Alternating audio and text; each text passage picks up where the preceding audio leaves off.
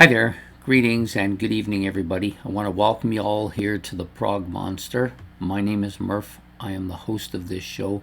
This is a show dedicated to progressive rock and other forms of rock music. So we're here with the ranking of the songs off of an album, which is a show that we do. Well, we're now doing it every Thursday, in which I pick an album out of my discography and I rank the songs on the album. So I've tried with this series to only do one album per artist. So I haven't done multiple yes or anything like that. It's just basically I've picked an album from each artist as we've gone along and ranked the songs off that. Today's artist is Steve Hackett. You maybe can see his name here at the bottom. The album is Voyage of the Acolyte. This was his first solo album, released the year after Genesis' last album with Peter Gabriel, which was The Lamb Lies Down on Broadway. So this album came out in between Lamb Lies Down on Broadway and The Trick of the Tail, which was the next Genesis album, which came out in '76. And this album came in the middle. There's been much debate as to whether this is the lost Genesis album. Some people say it is, some people say it isn't. I tend to be more in the isn't category, although it does have a very Genesis sounding part to it.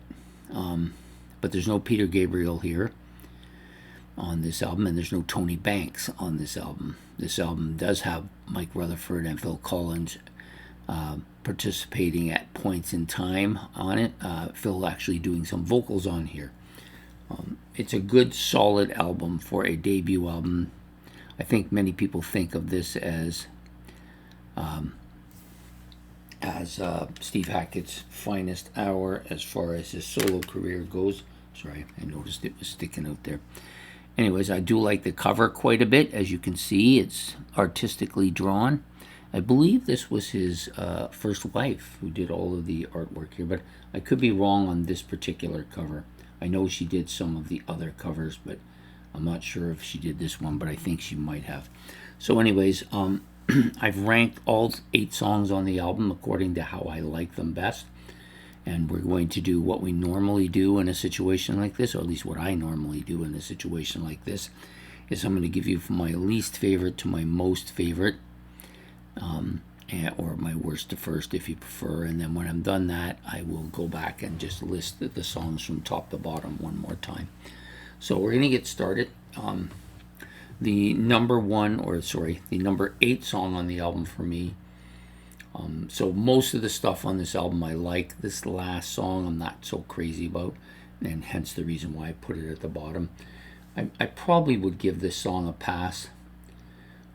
But it's the only song on the album that I kind of am on the kind of fence about, and it's The Tower Struck Down. It's got it's a bit of an odd track, melodic and haunting at times, but just to me not as interesting a song as the rest of the album. So henceforth I put it at the bottom of the pack. The number 7 song, so we're moving up here, the number 7 is one of the Hands of the Priestess parts, so this will be part number 2. I think there's not a ton of difference between the 2 parts, but I think this part's maybe a little bit more solemn. It gets heavier, a little bit heavier as it goes along. But again, a good song. I think it's a good song. I like it. Just not one of the great memorable songs off this album, but still pretty good. So Hands of the Priestess Part 2 coming here at number 7. Next up is the first song that I kind of like quite a bit, and that is The Lovers. I like this. It's just a classical bit with a synthesizer kind of fill in to give it some depth and some background. But I like it. It's really well put together, and it's short too, so you don't get bored of it, or it doesn't go on too long. So that's my number 6, Lovers. Number 5 is The Other Hand of the Priestess, Part 1. I think I like this version more, mostly because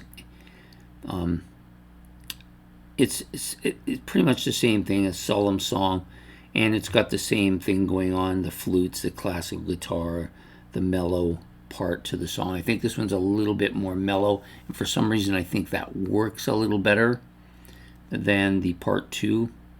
But, you know, to me they're kind of one song. I'm surprised he just didn't stick them together. They would have made a nice one-track song, but not too far apart. So anyways, that's my number 5. Number 4 is The Hermit. It's another instrumental with a good, solid, melodic melody to it. Solid song from top to bottom. There's no weak parts in it. I think I probably like it more because it's a very relaxing song. That's the best way I can describe it. So I put it here at number 4. Number 3, Stars of Sirius. It opens with a kind of a classical bit. Very keyboard dominated track for sure. You've got Phil Collins doing the vocals here. A little bit subdued, and his vocals are a little bit in the background. I think it would have been better if they were a little bit more forward, would have given it a little bit more bite, maybe made the track stand out more. It's different than some of the stuff he'd done before this, which I found to be not so pleasing, but this is the first song with him on vocals that I kind of like quite a bit, and just wished he'd maybe picked it up a little bit more. Gets a little bit heavier towards the back half of the song. The drums on this are good as well. Yeah, I think this is a pretty solid number 3 song on the album, Star of Sirius. So the top 2 are easily the top 2, with the next one, the number 2 song, being easily the number 2 song.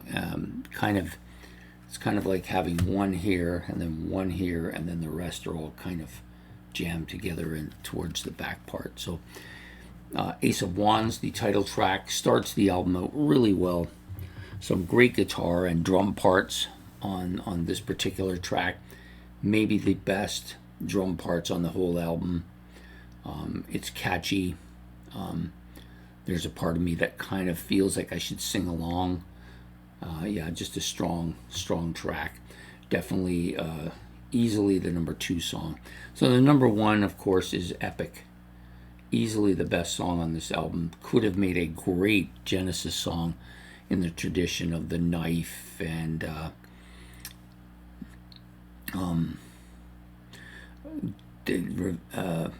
sorry, I'm drawing a blank here. It just went out of my head there for a minute.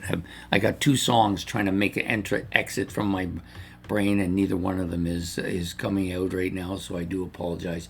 But those 8 to 10 or 8 to 12 minute long epics that proliferated the early Genesis stuff right up to Foxtrot. Watchers of the Sky is one of the ones that I was thinking of. The other one is eluding me at the moment. But anyways, it could have fit right in there very easily. It's the longest track on this album.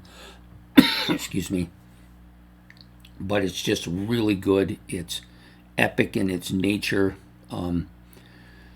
Just some great guitar, some great, just great lines here. Just fantastic. I think it's easily my favorite on the album. So there you have it. That's my ranking of the songs off of the Voyage of the Acolyte. So I will give you them all in reverse order from top to bottom this time.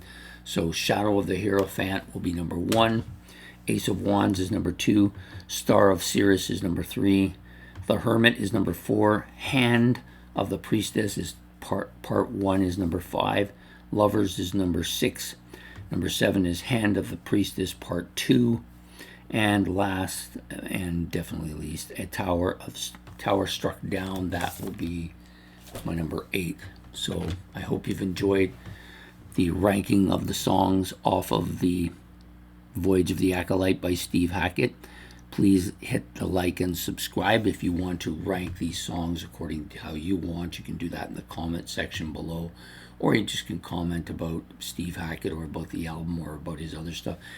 Steve Hackett has a multitude of albums now. It'll probably take me the rest of my life to get through them all, but this one was a great start.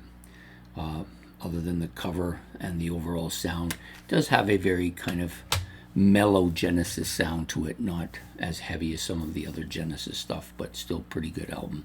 Anyways, I hope to see you all next week when we'll be ranking the songs off of another album. So take care, have yourself a good evening, and goodbye here from the Prog Monster.